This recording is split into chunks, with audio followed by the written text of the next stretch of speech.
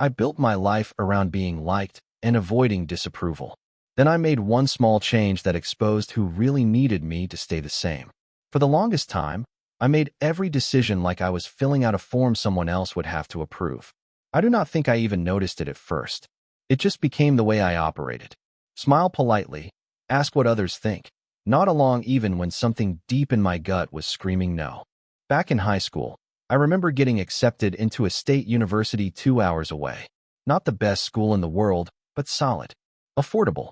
I was excited, ready to live on my own, maybe figure out who I was. But my mom teared up at the dinner table and said, "I just do not know how I will sleep at night with you so far away." My dad nodded, eyes locked on his plate. That was all it took. I gave up the spot and enrolled in the local community college instead. Told myself it made more sense financially, that I was being smart. But the truth? I just did not want to disappoint them. I wish I could say that was a one-time thing. It was not. That was just the first of many times I shelved what I wanted in exchange for someone else's comfort. Jobs, relationships, even basic conversations. I filtered everything through the lens of how it might land with other people. At work, I never said no. I smiled through overtime. Let clients talk over me in meetings. At home, I learned to over-explain every decision just so nobody would think I was being difficult. Even when I bought a new jacket last year, I stood in front of the mirror for 15 minutes asking myself if it looked too bold, too flashy, too confident. That was the kind of person I had become. From the outside, I had a decent life. A one-bedroom apartment, a car that started most days, a job with a title that sounded important enough to shut people up at parties. But inside, I was worn thin. Always thinking, always editing myself in real time. Never quite sure if I was living or just performing. Then, about 8 months ago, something shifted. It was not dramatic. No lightning bolt. No rock bottom. Just fatigue. Like something in me ran out of steam. I was sitting in a meeting, nodding along while someone half my age explained my own job back to me like I was the intern, and I just kind of stopped. Stopped nodding. Stopped smiling. Stopped pretending I did not want to walk out of that room and never come back. I remember walking to my car afterward, unlocking the door, and sitting there for a long time. Not crying. Not thinking. Just sitting. It felt like silence had weight. Like I was carrying around a version of myself that was getting harder to lift. That was the moment things started to change. Not because I made a plan, but because I had finally hit the quiet kind of bottom. The kind that is not loud or messy, just deeply, deeply tired. And that was when I did something I had never done before. I made a decision, and I did not tell anyone about it. But the reaction to that choice? That was the first sign the ground was starting to shift under me. I did not know it yet, but walking into work the next morning without that usual filter, that need for approval, was going to set off a chain of reactions I could not undo. I did not announce anything. I did not storm into the office with some speech about setting boundaries or reclaiming my voice. I just showed up, sat down at my desk, and did my job. But different. That morning, my manager slid over a file and said, "Think you can have this done by end of day?" Same routine as always. Normally, I would have smiled, said, "Of course," even if it meant staying past sunset again. But this time, I looked her in the eye and said, "No. Tomorrow morning, maybe." Just like that. No panic. No justification. She blinked, caught off guard, like she was not sure she had heard me right. And then, nothing happened. No argument. No threat. She just said, "Okay, let me know if you need anything," and walked off. I sat there for a minute, waiting for some invisible punishment to drop. It never did. That tiny no, it was nothing to her. But to me, it was a clean break in a long, rusted chain. I started doing that more. Not being rude, not acting like I was above anyone. Just choosing not to bend over backwards for every request, every opinion, every side glance of possible disapproval. A week later, someone from HR asked if I wanted to help organize the team building weekend. I said, "No thanks." I did not offer an excuse about being busy. I just declined. And when the awkward silence came, I let it stand. Turns out, silence is powerful. Most people are not used to it. They expect filler, a reason, an apology. I stopped giving them one. A friend of mine, Kyle, texted about this birthday dinner he was throwing. One of those group events at some overpriced steakhouse where nobody actually talks to anyone. I was not in the mood. Normally, I would have dragged myself there just to avoid being the one who never shows up. But this time, I just replied, appreciate the invite. Hope it's a good night. That was it. And Kyle? He did not freak out. He did not accuse me of being distant. He just texted back a thumbs up and kept it moving. The world kept spinning. And with every little no, I felt something I had not felt in years: space. Room to think, to breathe. But not everyone was fine with it. The first real pushback came from someone I never expected. My older sister, Rachel. She called one afternoon, out of the blue, and said, "You have been weird lately. Everything okay?" I told her I was good. Actually, better than I had been in a long time. She paused, then said, "You just seem distant, detached." I almost laughed. I wanted to say, "No, I am just not trying to win anymore." Instead, I told her the truth. I'm done living for other people's comfort. She did not like that. Not one bit. The next day, I got a message from my mom. Short, vague, and loaded with subtext. "Your sister said you've been acting strange. We should talk." And I knew then. Something was about to crack wide open. When my mom says, "We should talk," it never means we should talk. It means you need to explain yourself so I can decide whether to approve of you again. We met for coffee at this little place she liked. All plants and exposed brick. She ordered a tea and gave me that squinty, worried look before I even sat down. I knew the tone this was going to take before a word left her mouth. She leaned in and said, "I heard from Rachel you've been pushing people away." I said, "No, I've just been choosing where to put my energy." She frowned. "But why now?" I shrugged. "Because I am tired of living like my life needs a panel of judges." She let out a small sigh, then launched into a speech I had heard 100 times in different flavors. About how family sticks together, how you never know who might need you, how saying yes builds relationships. I did not argue. I did not defend myself. I just sipped my coffee and let the silence answer for me. That silence hit her harder than anything I could have said. She started fidgeting with her napkin. The more I held my ground, calm, quiet, not needing to convince, the more uncomfortable she got. Eventually, she said, "You're not like yourself lately." And that right there told me everything I needed to know. Because I was being myself. She just did not recognize me without the apologetic tone, the careful tiptoeing, the endless explaining. I walked away from that coffee shop feeling lighter than I had in years. But things kept shifting. The more I stood still, the more other people started to squirm. My boss pulled me into her office one morning and said she had noticed a change in my demeanor. I said, "That's probably accurate." She blinked like she expected more. An apology, maybe. An offer to return to the old version of me. Instead, I sat there, relaxed. After a few seconds, she cleared her throat and said, "Well, as long as the work gets done." It was getting done. Faster than before, actually. Because when you stop wasting your energy on earning gold stars, you suddenly have a lot left to give where it actually matters. But then came something I did not expect. Someone from my past reached out. Someone I had not heard from in years. Emily. We dated back in my mid-20s. She left because I was too passive, always trying to please everyone. She said it made her feel like she was dating a ghost. That stuck with me for a long time. But now, out of nowhere, she texted, "Hey, random, but I was thinking about you. Hope you're well." I just stared at it. Was this a coincidence? Or was something about me finally shifting in a way others could sense, even from a distance? I replied, one word, "You too."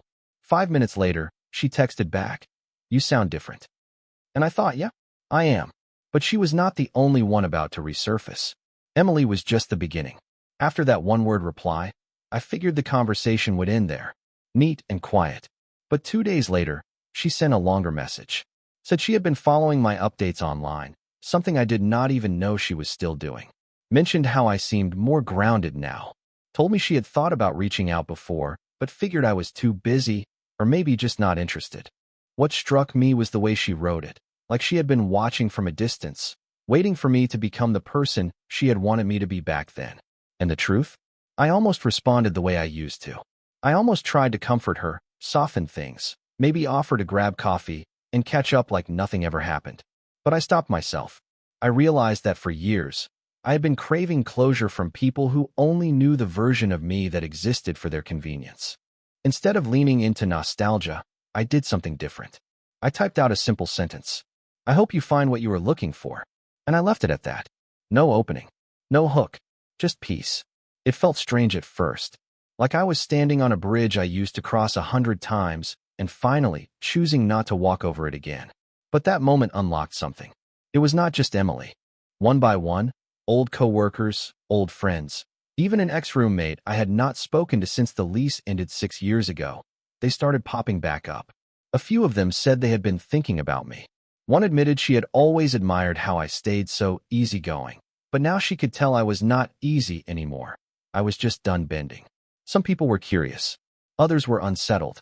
Because when someone stops needing your approval, it shines a light on all the little ways you had come to expect their obedience. It was like my silence, the calm I was learning to sit in, was louder than all the words I used to waste. Meanwhile, the world did not fall apart. My boss started giving me more autonomy. Said she appreciated how I took initiative. My coworkers stopped dumping extra work on my plate. Even Rachel, my sister, called again, but this time she sounded less defensive, more unsure. She asked if I wanted to come by for dinner next week. No strings, no pressure. But just when I thought I had passed through the hardest part of this shift, I got a voicemail I never expected. It was from my dad, a man who never really called unless something was wrong. His message was short, quiet. Said he heard from Mom, that I was going through some kind of phase. Then came the last line. I'm not mad. I just hope you're not throwing away the good parts of yourself. I played that line back 3 times. The good parts. Funny, he never said that back when I was burying myself to keep the peace. I deleted the voicemail. And that night, for the first time in years, I slept all the way through without waking up once. But in the morning, something happened at work that nearly pulled me right back into the old version of myself. It started like any other Tuesday. Gray sky, burnt coffee, people fake smiling in the elevator. I had just settled into my desk when I got the calendar ping. Meeting, project strategy review, 11 a.m. Mandatory. Now, normally I would prep like I was defending a thesis. Over-explain my bullet points. Anticipate objections. Script backup explanations for backup explanations. But that morning, I just pulled up my notes, glanced through them once, and thought, they hired me for a reason. Let's find out what that reason was. The conference room was half full when I walked in. I nodded to a few folks, sat down, and waited. Then Marcia walked in. If you have ever worked in an office, you know a Marcia. Perfect posture. Talks like every sentence is being recorded for legal reasons. Her slides have slides. She has a way of asking questions that sound like compliments, but are really small traps. She sat directly across from me and opened with, "So, I heard you made a few independent decisions last week. Care to walk us through that?" A few people shifted in their chairs. My manager looked down at her notepad like it had suddenly become fascinating. Olmi would have panicked. Started explaining. Backtracking. Offering disclaimers like, "I was just trying to help," or, "I figured I should check with you, but not this time." I looked at Marcia and said, "Sure." Then I calmly laid out what I did, why I did it, and what the outcome was. I did not dress it up. I did not seek approval. I just gave the facts. Silence followed. Then Marcia smiled in that tight-lipped way that always means she's recalculating. "Well," she said, "that is certainly a bold approach." I nodded. It worked. She blinked, tilted her head just slightly. I could see it. She was trying to find the hook, the spot where she could unravel me. But I gave her nothing. That meeting ended with a few polite claps and one real compliment from a senior manager who said he liked the results. And yet, as I walked back to my desk, I felt the pressure start to creep back in. That old itch. That pull to go find Marcia afterward. Ask if we were still on the same page. Smooth things over. I stood by the printer, staring at the wall, debating it in my head like it was life or death. And then I realized what was really happening. I was not seeking harmony. I was seeking forgiveness for not making myself small. And once I saw it that clearly, I turned away from the printer, went back to my desk, and got on with my day. No apology. No performance. Just progress. But that same night, something I had not expected landed right in my lap. An email. Subject line, "Request from HR, confidential." I opened it. Inside was a name I had not heard in 3 years. That name hit me like cold water. And I knew instantly, whatever peace I had built was about to be tested by the person who once broke me the most. The email was short. "Hi, you've been listed as a reference for a pending hire. Please confirm your availability to discuss. Then came the name. Derek Langston. I sat there, staring at the screen, heart thudding louder than the hum of the office around me. Derek was not just some old coworker. He was the guy who made me doubt everything about myself back when I was just starting out. He had been my team lead at my first serious job. The kind of person who oozed confidence, but only because he stole it from the people around him. Always one joke away from turning the room against you. Always making you feel like your ideas were almost there, but never quite enough. He once told me, flat out, in a meeting room with the door open, that I would probably do okay someday if I learned how to read the room and stay in my lane. At the time, I laughed it off. I even thanked him for the advice. But I went home that night and stared at the ceiling for hours, wondering if maybe I really was just a placeholder. A guy who blended in. A guy who needed to be managed. I never told anyone this, but the reason I left that job was not opportunity. It was exhaustion. Exhaustion from trying to prove myself to a man who treated every interaction like a mirror I was supposed to shrink inside of. And now, he was applying to my company. Not only that, he listed me as a reference. Like I was someone he expected to vouch for him. I leaned back in my chair, stunned. Part of me wanted to write a scathing reply. Part of me wanted to disappear. But then I remembered who I was becoming. Not the edited version Derek once walked all over, but the one who had stopped justifying, stopped performing. So I replied, happy to talk. Let me know when. That was it. Later that week, HR called. I picked up. The woman on the other end asked, can you speak to Derek Langston's strengths? I paused, then said, sure. He's very good at managing up.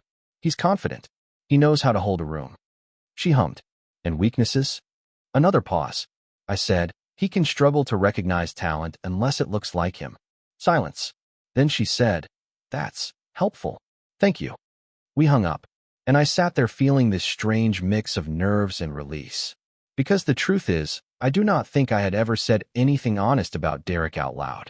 Not even to myself. But what came next caught me off guard.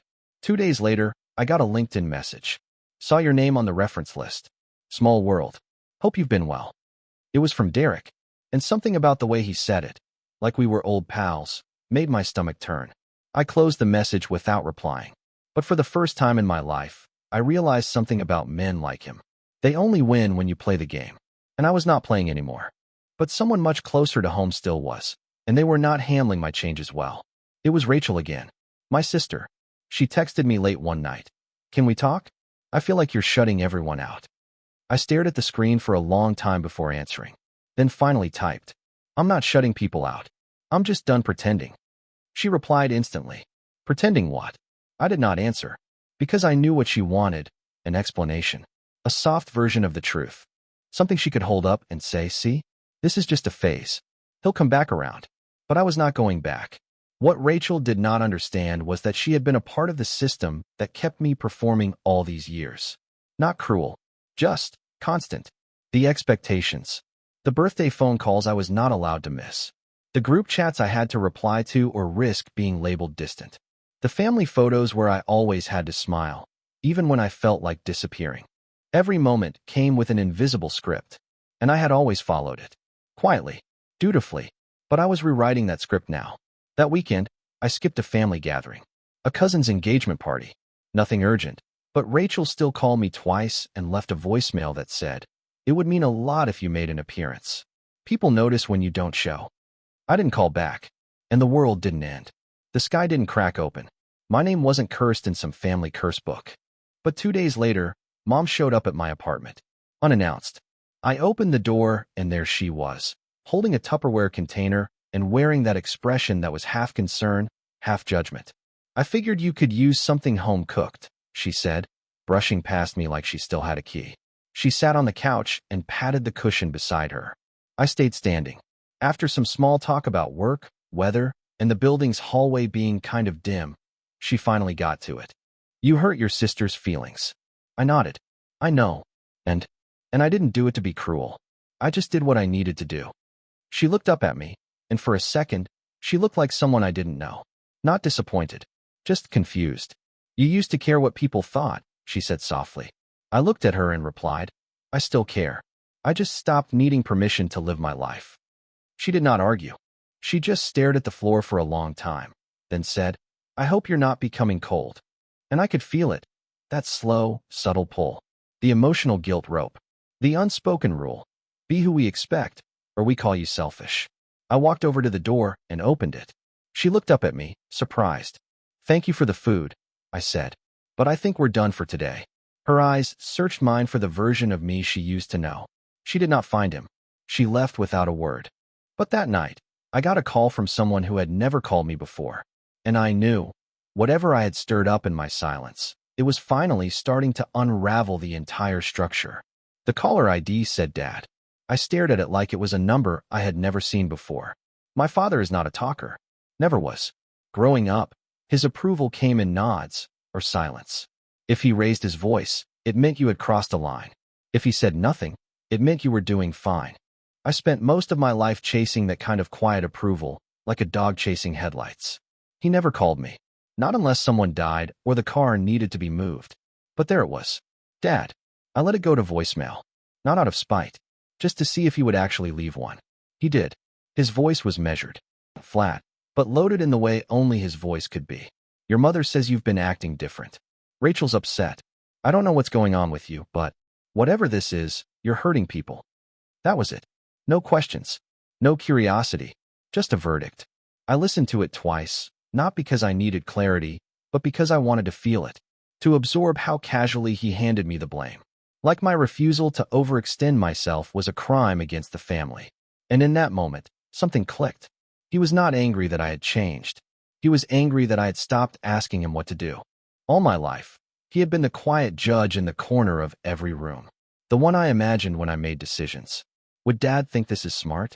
Would Dad think I'm being difficult? Would Dad approve? And here I was, finally doing things without checking in.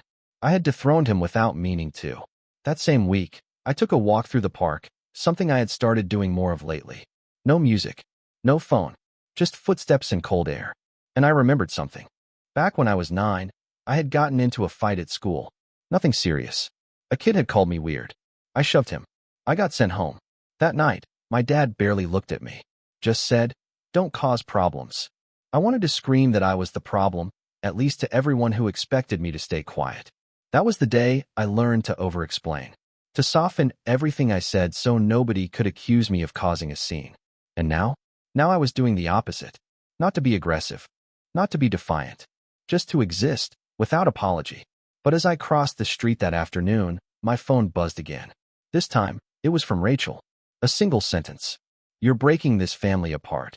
And I just stood there in the cold, staring at the words. Because she was right. But not in the way she thought. I was not breaking the family. I was breaking the illusion that love should cost you your identity. And soon, they would all be forced to see me clearly, for the very first time. After that message from Rachel, I expected more silence. Maybe a cold stretch of distance, the kind where people punish you by pretending you do not exist. But instead, something unexpected happened. One by one, people started treating me differently. It was subtle at first.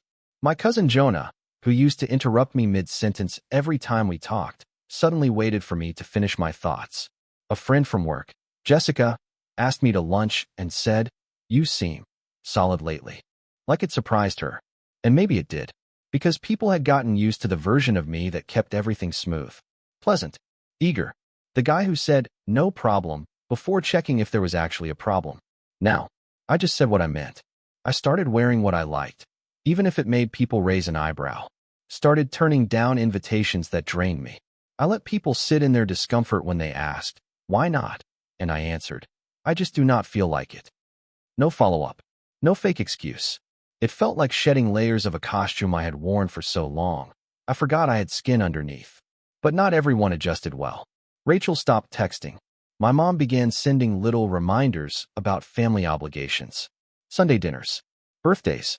Holidays. I ignored a few. Then came the real push. A group message. A long paragraph from Mom about how sad it is to watch a family drift apart. She never used my name. Just said some people had become cold and too focused on themselves. That message was meant for me, but addressed to everyone. That is how guilt works in families like mine. Not direct. Just heavy-handed enough that it presses on your chest for days. I almost responded. I almost typed out an explanation. Something like, "I love you all, but I'm just trying to protect my peace. But I stopped. Because the moment you explain peace to someone who thrives on performance, you're already losing it. Instead, I left the group chat. No warning. No comment. I just tapped leave and went on with my night. And that was the first time in my life I felt completely free from the script. But freedom always has a cost. A few days later, I got an envelope in the mail. No return address. But I recognized the handwriting. Inside was a folded letter. No greeting. Just one line. You've made your point. But don't expect us to be here when you fall. I folded it once, then again, then dropped it into the trash without flinching. Because I had finally learned. Some people will only love the version of you that needs them. And I was done needing anyone to be whole. It has been 6 months since I stopped explaining myself. 6 months since I started choosing silence over defense. Truth over approval. Boundaries over guilt. At first, everything felt shaky, like walking on ice too thin to trust. I kept waiting for the world to punish me. For the sky to fall. For some cosmic backlash to remind me that people like me do not get to live on their own terms. But it never came. In fact, the opposite happened. I sleep through the night now. No more running conversations in my head. No more rehearsing replies to things no one even said. My body feels different. Lighter. My shoulders are not knotted up like they used to be. I do not clench my jaw in meetings. I do not nod when I disagree just to keep the room calm. And when I look in the mirror, I finally see myself, not the filtered version built to make other people feel safe. My apartment feels more like home now. Not because I bought anything new, but because I stopped arranging it for visitors who never came. The throw pillows match my taste. The art on the walls. Things that make me feel something. Not what I thought I was supposed to hang up. My phone is quieter. Fewer group texts. Fewer last-minute, "can you help with" messages. At first, that silence scared me. Now, I treasure it. There is a kind of peace that comes when you realize your life is not a public performance. That you do not need an audience to justify your choices. That you can say no without offering a 5-paragraph essay. That you can exit a room without making sure no one's feelings got bruised by the absence of your smile.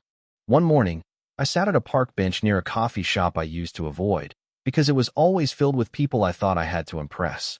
Old coworkers, friends of friends, people who remembered me as the agreeable guy. I went in. I got a black coffee. I sat down outside, and I just watched the world move. Not because I was hiding, but because I was finally still. Not proving anything. Not justifying anything. Just being. And in that stillness, I realized something I never expected. They were wrong. Approval is not love. Approval is not safety.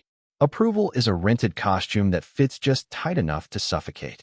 You do not owe anyone your obedience in exchange for being seen.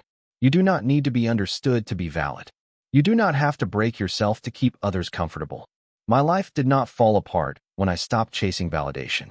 It quietly, steadily, finally, got better. And maybe that is the real secret they never tell you. You do not need permission to be free.